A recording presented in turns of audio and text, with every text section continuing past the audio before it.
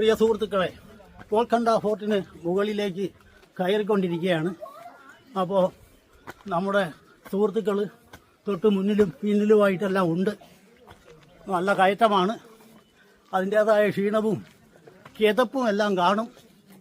അപ്പോൾ അങ്ങനെയുള്ള ചില ചില്ലറ ശബ്ദശല്യങ്ങളെല്ലാം ദയവായി പ്രേക്ഷകർ പൊറുക്കും എന്ന് വിശ്വസിക്കുന്നു. ഇതാ പുറകെ നിന്നൊക്കെ വരുന്നുണ്ട് ആൾക്കാർ, പിന്നാലെയൊക്കെ പോയിട്ടുണ്ട്. അപ്പോൾ വളരെ കാലം വജ്രവ്യാപാരത്തിൻ്റെ ഒരു കേന്ദ്രമായിരുന്നു ഗോൽക്കൊണ്ട ഫോർട്ട്. അപ്പോൾ പ്രസിദ്ധമായ രത്നങ്ങൾ പലതും കൊല്ലൂർ മൈൻസിന് സമീപത്ത് നിന്ന് എക്സ്കവേറ്റ് ചെയ്ത് കിട്ടിയിട്ടുണ്ട്. അതിൽപ്പെട്ട ഒന്നാണ് കോഹിന്നൂർ രത്നം. അത് ഈ ഗോൽക്കൊണ്ട സുൽത്താനേറ്റ് മുമ്പ് കാകതീയ രാജവംശമാണ് ഇവിടെ ഭരിച്ചിരുന്നത്. അവരിൽ നിന്ന് കുത്തബ് ഷാഹി രാജവംശം പിടിച്ചെടുക്കുകയും അതിൽ തന്നെ 1518 പ്രസിദ്ധനായ ശക്തനായ കുത്തബ് ഷാഹി രാജവംശത്തിലെ മുഹമ്മദ് കുലി കുത്തബ് ഷാ ഇതിനെ വളരെ ശക്തമാക്കുകയും ചെയ്യുകയുണ്ടായി. 1590 വരെ സുൽത്താനേറ്റിൻ്റെ ക്യാപിറ്റലായിരുന്നു ഈ ഗോൽക്കൊണ്ട ഫോർട്ട്. 91 ചാർമിനാർ പണികഴിപ്പിച്ച ശേഷം അതിന് ചുറ്റുപാടുമുള്ള നഗരഭാഗങ്ങൾ വികസിപ്പിച്ചു. സന്തോഷത്തിൻ്റെ നഗരം എന്ന അർത്ഥം വരുന്ന ഹൈദരാബാദ് എന്ന പേരിൽ ചുറ്റുപാടും ഒരു നഗരം രൂപപ്പെട്ടു. അതാണ് തെലങ്കാനയുടെ ക്യാപിറ്റൽ. അങ്ങനെ ഈ കുത്തബ് ഷാഹി രാജവംശത്തിൻ്റെ അവസാനം കുറിച്ചത് ഔറംഗസേബിൻ്റെ ആക്രമണത്തിലൂടെയാണ്. ഔറംഗസീബ് ആക്രമിച്ചതോടുകൂടി പിന്നീട് ഈ ഗോൽക്കൊണ്ട ഫോർട്ടിൻ്റെ പതനം ആരംഭിച്ചു എന്ന് തന്നെ പറയാം. ഇത് ശ്രദ്ധിക്കാനൊന്നും ആളില്ലാതെ പോയി. അത് കഴിഞ്ഞ് ഈ നൈസാമിന് കൈമാറി ബ്രിട്ടീഷുകാർ എടുത്തു. ബ്രിട്ടീഷുകാരെ കയ്യിൽ നിന്ന് നൈസാമിന് കൈമാറി. അപ്പോൾ കോഹിന്നൂർ രത്നം അദ്ദേഹത്തിൻ്റെ രാജസിംഹാസനത്തെ അലങ്കരിച്ചു. അത് കഴിഞ്ഞ് ബ്രിട്ടീഷുകാർ അത് കൈക്കലാക്കി ക്യൂൻ എലിസബത്തിൻ്റെ കിരീടത്തിൽ എത്തിച്ചേർന്നു. ഇപ്പോൾ ബ്രിട്ടീഷ് മ്യൂസിയത്തിലുണ്ട്. അപ്പോൾ കോഹിന്നൂർ രത്നം മാത്രമല്ല, ഡാരിയ അന്നൂർ എന്ന് പറയുന്ന രത്നം, പിന്നെ ഹോപ്പ് ഡയമണ്ട് തുടങ്ങിയ വിശിഷ്ടമായ വിലമതിക്കാനാവാത്ത പല പല ഡയമണ്ടുകളും ഈ കൊല്ലൂർ മൈൻസിൽ നിന്ന് എക്സ്കവേറ്റ് ചെയ്ത് കിട്ടിയിട്ടുണ്ട്. ഇവിടുത്തെ ഡയമണ്ടാണ് ലോകത്തിലെ ഏറ്റവും മൂല്യമുള്ള ഡയമണ്ട് എന്നറിയപ്പെടുന്നത്. അതായത് ഇമ്പ്യൂരിറ്റീസ് ഇല്ല, വളരെ ക്രിസ്റ്റൽ ക്ലിയർ ആണ്. നൈട്രജൻ ഇമ്പ്യൂരിറ്റീസ് ഇല്ലാത്തതുകൊണ്ട് ക്രിസ്റ്റൽ ക്ലിയർ ആയിട്ടുള്ള രത്നമാണ്. അപ്പോൾ അതുകൊണ്ട് തന്നെ ഇത് വജ്രവ്യാപാരത്തിൻ്റെ കേന്ദ്രമായിരുന്നു. അങ്ങനെ ഖനിയിൽ നിന്ന് കിട്ടിയ വജ്രങ്ങൾ കൊണ്ട് സമ്പന്നമായി ഒരു കാലത്ത് ഗോൽക്കൊണ്ട സുൽത്താനേറ്റ് ഏറ്റവും സമ്പന്നമായി മാറി. ലോകത്തിലെ ഏറ്റവും സമ്പന്നനായ വ്യക്തി നൈസാമായി മാറി. അങ്ങനെയൊക്കെ ഉള്ള ചരിത്രം ഇവിടെയുണ്ട്. ഇപ്പോഴും ഹൈദരാബാദ് ഒരു രത്നങ്ങളുടെ ഒരു വിപണന കേന്ദ്രവും ജെംസിൻ്റെയും പവിഴത്തിൻ്റെയും എല്ലാം വിപണന കേന്ദ്രമായി തുടരുന്നു. ഓക്കെ, ബാക്കി വിശേഷങ്ങൾ പിന്നാലെ പങ്കുവയ്ക്കുന്നതാണ്. ബൈ. ഹലോ സുഹൃത്തുക്കളെ, അപ്പോൾ ഗംഭീരമായ കോട്ടയാണ്.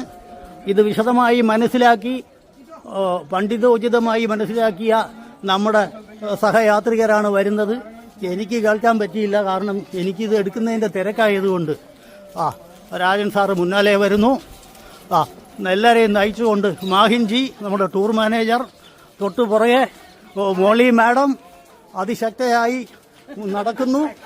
തൊട്ട് പിന്നാലെ നമ്മുടെ എക്സ് പ്രിൻസിപ്പൽ പ്രസന്ന മാഡം, പിന്നെ സുപ്രസിദ്ധ പ്രൊഫഷണൽ ഗായകനായ ലിജു. കണ്ടോ, ലിജുവിന് വളരെയധികം ഡ്യൂട്ടിയാണ്. അപ്പോൾ യൂട്യൂബ് ചാനലുണ്ട്, അത് എനിക്ക് പറഞ്ഞു തരണം കേട്ടാ, ഞാൻ സബ്സ്ക്രൈബ് ചെയ്യാം. Hi hi hi. പേരുകളൊക്കെ അറിയാം, പക്ഷെ അവരെ വിളിക്കുന്ന വേറെ പേരാണ്, അതുകൊണ്ട് അങ്ങോട്ടും ഇങ്ങോട്ടും മാറിപ്പോകും. ഇനിയും അവിടെ നിന്ന് ആൾക്കാർ വരാനുണ്ട്, അവരൊക്കെ അവിടെ നിന്ന് വരികയാണ്. പിന്നെ നമ്മുടെ ശ്രീനിവാസൻ സാറ്, പിന്നെ ഇല്ല കുഴപ്പമില്ല, നീ വിഷമിക്കണ്ട. പിന്നെ നമ്മുടെ മാമി എന്നറിയപ്പെടുന്ന കമല മാഡം ചെന്നൈയിൽ നിന്ന് വിമാനത്തിൽ ഇത് കാണുന്നതിനായി ധൈര്യപൂർവ്വം വന്ന കമല മാഡം. അങ്ങനെ നമ്മുടെ സുഹൃത്തുക്കൾ പിന്നെ മറ്റു ആൾക്കാരുമൊക്കെ ഉണ്ട്. ഇനി ഉള്ള രണ്ടുപേരെ വിസ്മരിക്കത്തക്കതല്ല. അതാണ് നമ്മുടെ പിന്നെ ത്രാസ്യമ്മ മാഡം വർഗീസ് ത്രാസ്യമ്മ ദമ്പതികൾ. അവർ അങ്ങനെ മന്ദം നിസാരം ഇതൊക്കെ വളരെ ടെൻഷൻ ഫ്രീ ആയിട്ട് കൂളായിട്ട് നടന്നു വരികയാണ്. Okay, bye. ഹലോ. അപ്പോൾ പ്രിയ സുഹൃത്തുക്കളെ, ഇതേപോലെ സിറ്റാഡലുകൾ പണിയുമ്പോൾ അതിൻ്റെ ചുറ്റുപാടും ഇതുപോലെ കിടങ്ങുകൾ ഉണ്ടാകാറുണ്ട്. കിടങ്ങുകൾ അതിൽ വെള്ളം നിറച്ച് സൂക്ഷിക്കും എന്ന് മാത്രമല്ല, അതിൽ മുതലകളെ പോലെയുള്ള ജീവജാലങ്ങൾ ഉൾപ്പെടെ കയറി വരാതെ അവർ ശ്രദ്ധിക്കും. ഒരു കംപ്ലീറ്റ് പ്രൊട്ടക്ഷനാണ്. അപ്പോൾ വജ്രഖനികൾക്ക് പ്രസിദ്ധമായ ഗോൽഖണ്ഡ വജ്രം സംരക്ഷിക്കുന്നതിന്, കള്ളന്മാരിൽ നിന്നും കൊള്ളക്കാരിൽ നിന്നും അക്രമകാരികളിൽ നിന്നും സംരക്ഷിക്കുന്നതിന് കൂടിയാണ് ഈ സിറ്റാഡൽ ഇതേ വിധത്തിൽ ശക്തിപ്പെടുത്തി വികസിപ്പിച്ചത്. അപ്പോൾ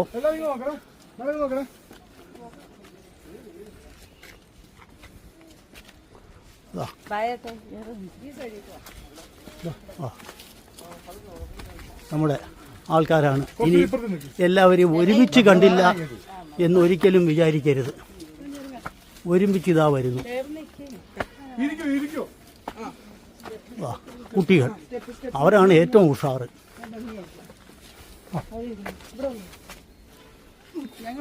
ഫോട്ടോഗ്രാഫർ മിസ്റ്റർ മാഹിൻ, അവർ ടൂർ ഗൈഡ്.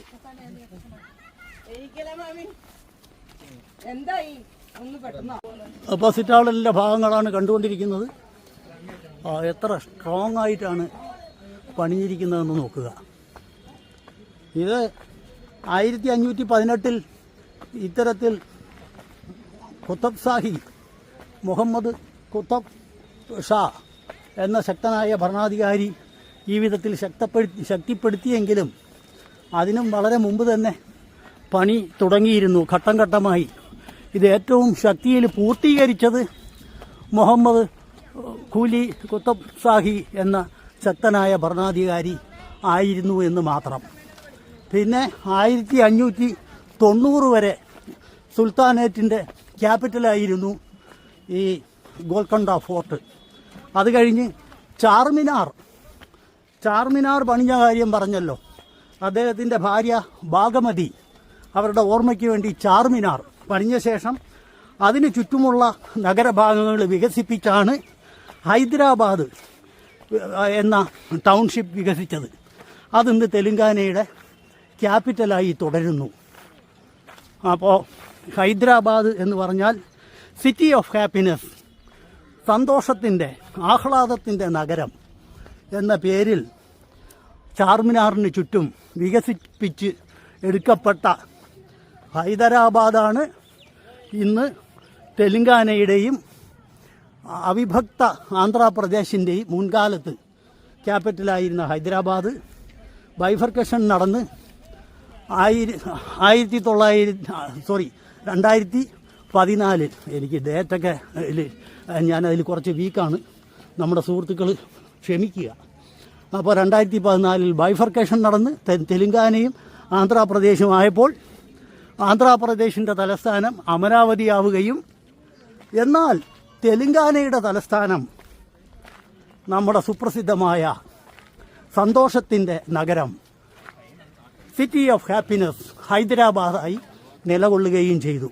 അപ്പോൾ 1518 മുതൽ 1590 വരെ സുൽത്താനേറ്റിൻ്റെ ക്യാപിറ്റലായി വിരാജിച്ചത് ഈ ഗോൽക്കൊണ്ട ഫോർട്ടാണ്.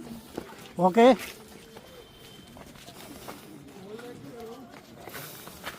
ഹലോ സുഹൃത്തുക്കളെ, അപ്പോൾ ഗോൽക്കൊണ്ട ഫോർട്ടിൻ്റെ ഏറ്റവും മുകൾ ഭാഗത്താണ് നിൽക്കുന്നത്.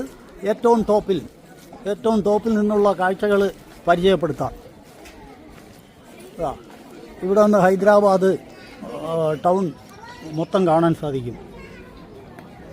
ഗംഭീരമായ കാഴ്ചയാണ്.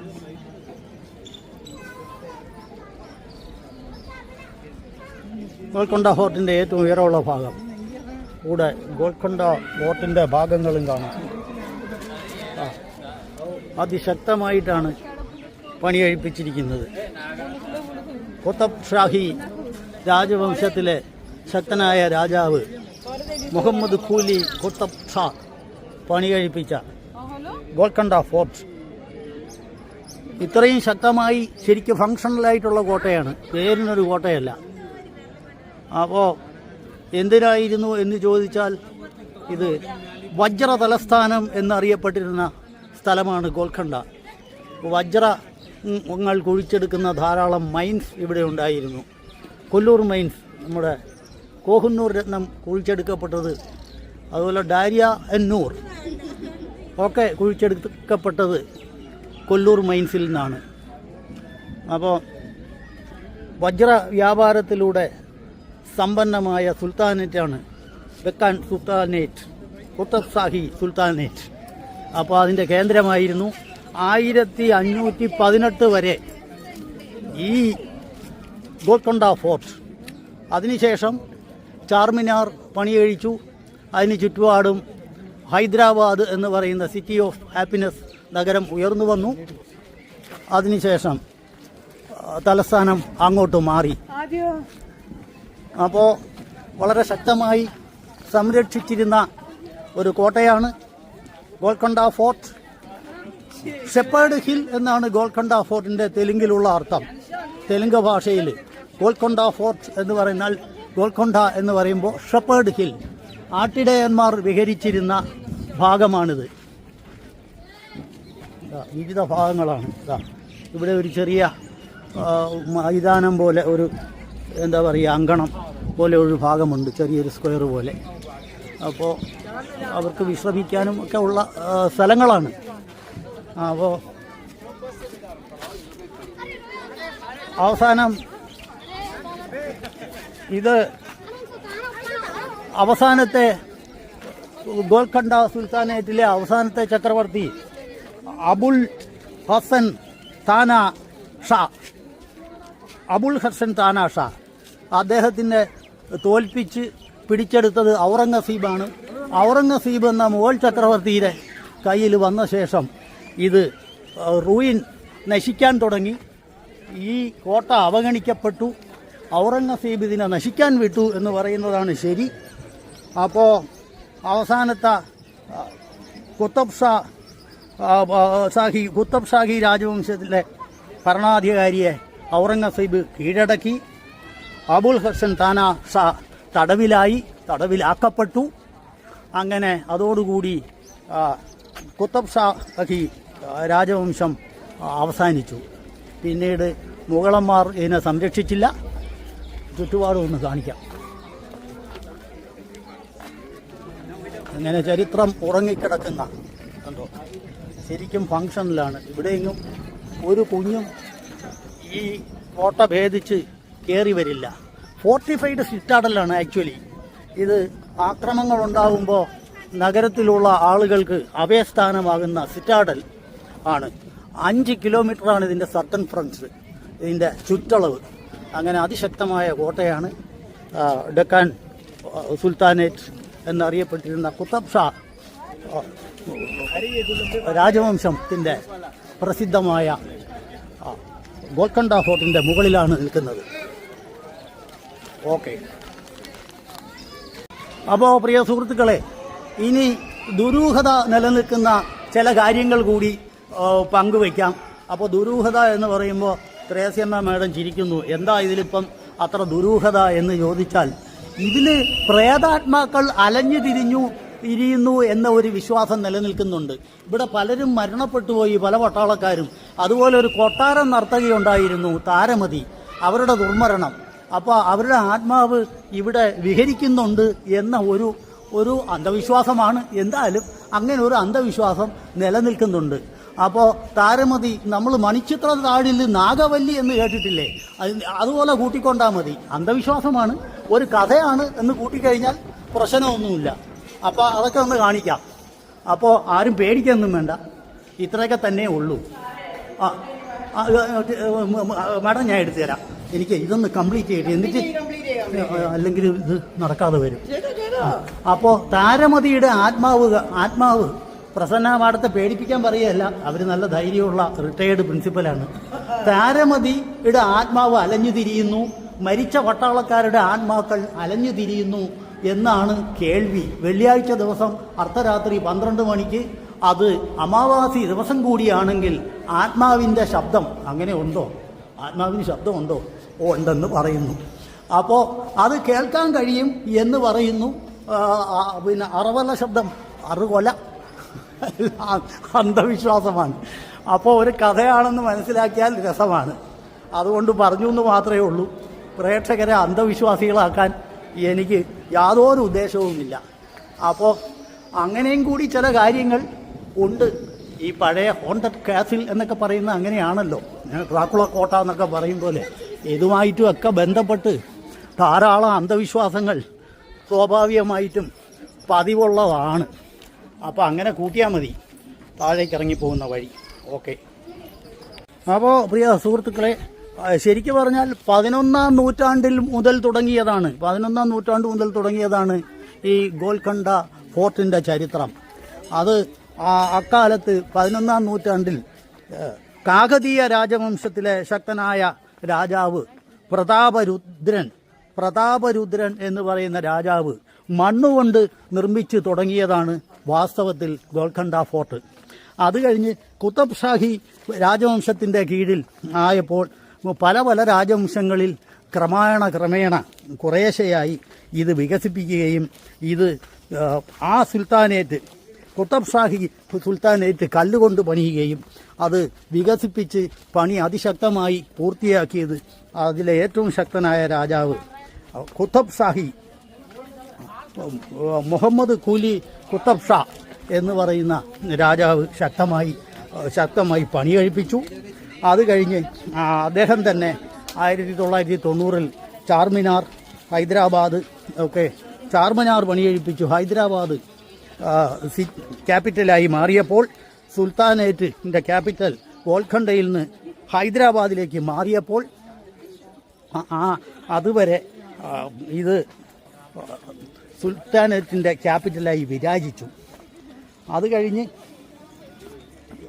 മുഗൾ രാജാവ് ഔറംഗസീബ് ഇത് പിടിച്ചെടുത്തു. അതോടുകൂടി കുത്തബ് ഷാഹി രാജവംശം അസ്തമിക്കുകയും അവസാനത്തെ രാജാവിനെ തടവിലാക്കുകയും ചെയ്തു. അത് കഴിഞ്ഞ് ഔറംഗസീബിൻ്റെ കയ്യിലായി. അദ്ദേഹം ഇതിനെ വളരെയൊന്നും ശ്രദ്ധിച്ചില്ല. അത് ഒരു നശീകരണ കാലഘട്ടമായിരുന്നു. അങ്ങനെ ഇത് നശിക്കാൻ തുടങ്ങി. അത് കഴിഞ്ഞ് മുഗളന്മാരുടെ കയ്യിൽ നിന്നും പിടിച്ചെടുത്തത് ബ്രിട്ടീഷുകാർ അവസാനം ഭരിക്കുന്നതിന് വേണ്ടി ഹൈദരാബാദ് നൈസാമിനെ ഏൽപ്പിച്ചു. അങ്ങനെ 1948 വരെ നൈസാമിൻ്റെ കയ്യിലുണ്ടായിരുന്നു. അത് കഴിഞ്ഞ് സ്വാതന്ത്ര്യം കിട്ടിയ ശേഷം ഇത് ഗവൺമെൻറ് ഏറ്റെടുക്കുകയും ചെയ്തു. അപ്പോൾ അതാണ് നമ്മുടെ ഗോൽക്കൊണ്ട ഫോർട്ടിൻ്റെ ചരിത്രം. ഓക്കെ. ഗോൽക്കൊണ്ട ഫോർട്ടിൻ്റെ വിവിധ ഭാഗങ്ങളാണ് കാണുന്നത്.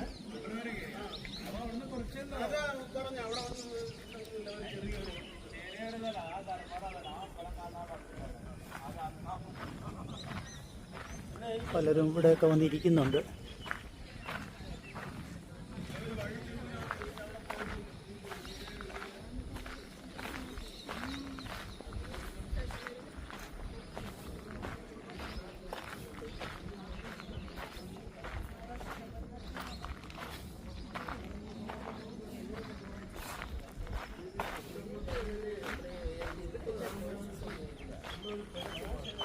മരണമടഞ്ഞ പട്ടാളക്കാരുടെയും താരമതിയുടെയും എല്ലാം ആത്മാക്കൾ അധിവസിക്കുന്ന, അലഞ്ഞുതിരിയുന്ന ഭാഗങ്ങൾ എന്ന് വിശ്വസിക്കപ്പെടുന്ന കല്ലറകളും ഒന്നുമല്ല.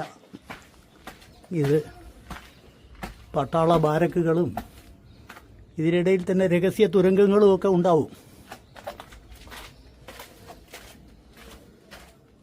ഒരു അത്യാവശ്യ ഘട്ടത്തിൽ രക്ഷപ്പെട്ടു പോകണമെങ്കിൽ ഉള്ള സംവിധാനങ്ങൾ ഒക്കെ ഇവിടെ തന്നെ രഹസ്യമായി പണി കഴിപ്പിച്ചിട്ടുണ്ടായിരിക്കും.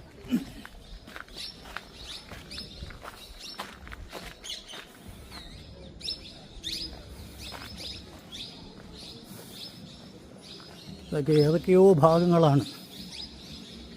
ഇവിടെയൊക്കെ കൂടുതൽ നടന്നാൽ വഴി തെറ്റിപ്പോകുമെന്ന് തന്നെ സംശയിക്കണം. നമ്മളെ സുഹൃത്തുക്കളൊന്നും കാണാനേ ഇല്ല.